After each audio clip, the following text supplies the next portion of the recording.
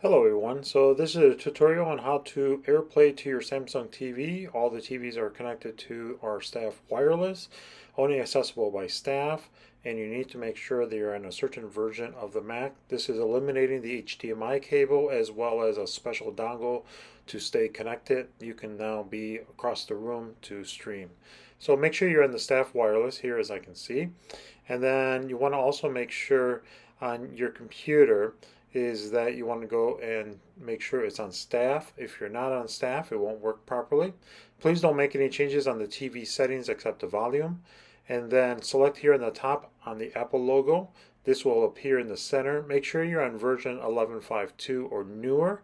If you're anything older, I will have to update your operating system to make sure this connectivity will work with your computer or iPad.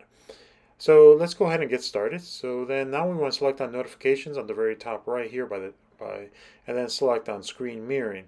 Here it will just show my TV, but it will show these other TVs as listed in this picture. So there's actually all the TVs that are in the school. They are programmed, and then once they are connected to the TV, you can see by selecting it will appear as the blue icon here. And then once you do that, a Airplay number will appear on the screen. Now, does that serial number right below passcode, does that matter? Doesn't necessarily, but you'll know that it's your computer's connecting, so it would be like C. Andrews and the serial number of your computer, just so you know it's you connecting to the TV.